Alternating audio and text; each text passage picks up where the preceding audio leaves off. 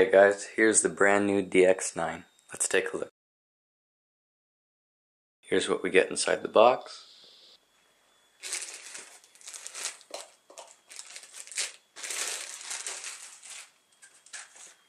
That's the radio there. And there's been tons of unboxing videos, so I'm not going to do another one for you, but you have your charger, neck strap, SD card, and your manual and stickers are on the bottom here.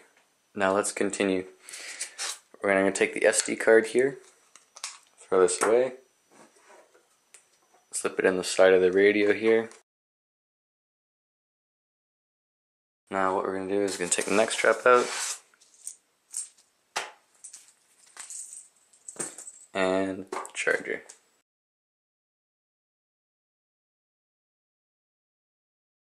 One of the major new features of the DX9 and to the Spectrum lineup is voice alerts. Now this will be included in their upcoming DX6 and already has been released with their DX18 model.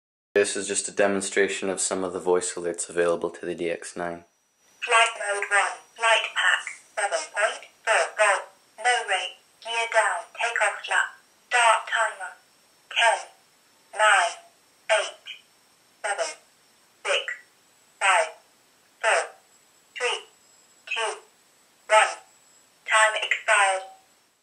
So as you can see, it's really going to help pilots keep their eyes on the model and not on the radio. Now, let's dive a bit into the DX9 here. Let's turn it on.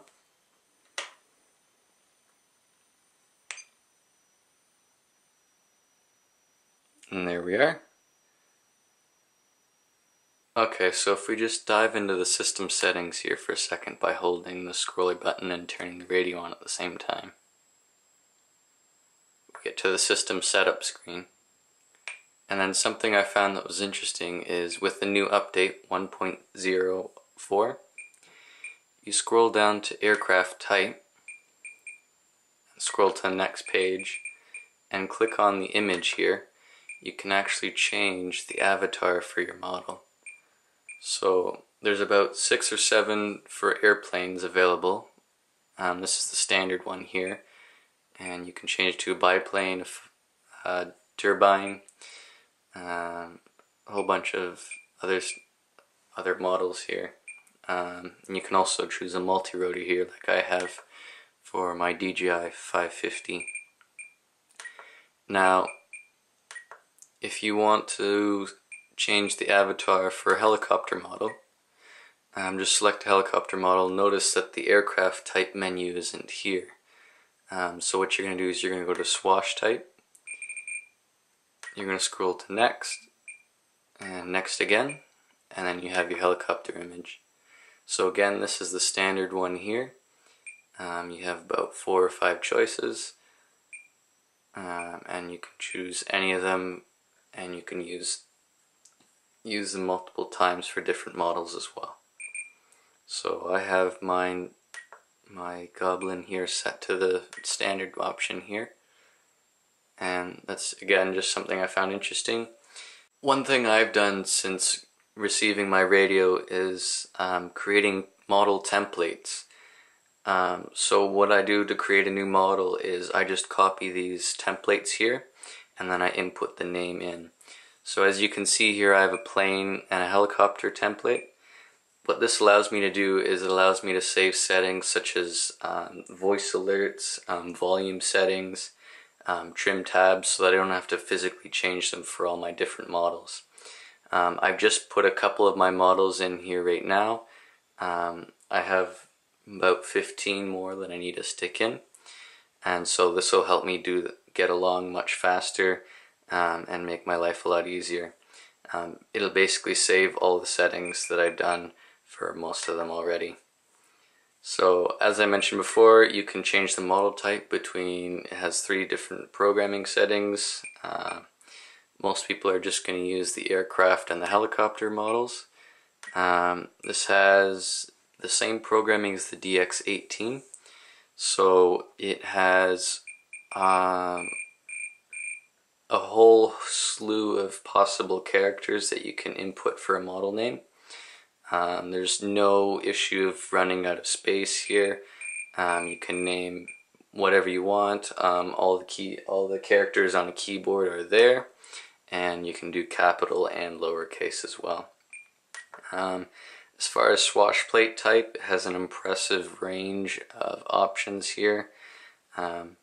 It has all of the available servo geometries currently right now, and you can adjust each of these as you wish.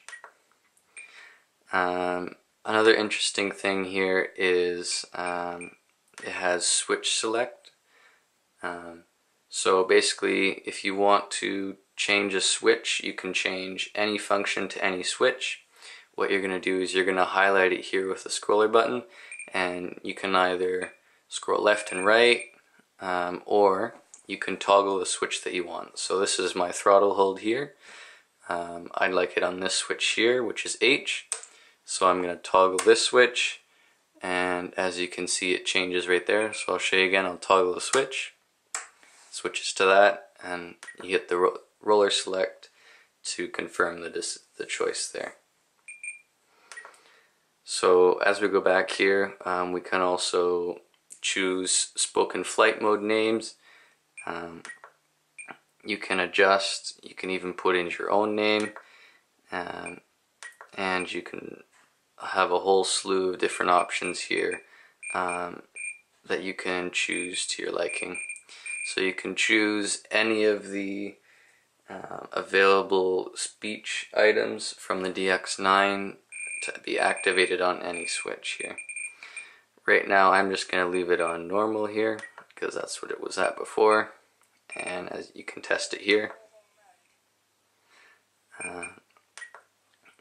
And there's one other neat feature here is they have a pre-flight setup list. I know many times I've crashed models because I forgot to check that flight batteries were charged. Now this isn't an issue. You can just click here. There's a whole bunch of things you can set, and basically I'm going to set this here. You can set how often you want it to remind you per session, so this is going to be every time you turn on the radio or every flight. I'm going to choose it every flight. I'm just going to turn off the radio here, and then I'm going to turn it on. I'll show you what happens here. So even before the radio turns on here, I have a pre-flight checklist that I need to check off before I can actually go fly. So this is going to help eliminate a lot of crashes related to human error, and it's just going to help overall. Well, my first impressions of the DX9 are mostly positive. A few negatives that I have are the switches on the radio. They feel a little cheap, and the glossy front on it, the silver here, it collects fingerprints quite easily. So you're going to have to clean it off if you keep touching that frequently.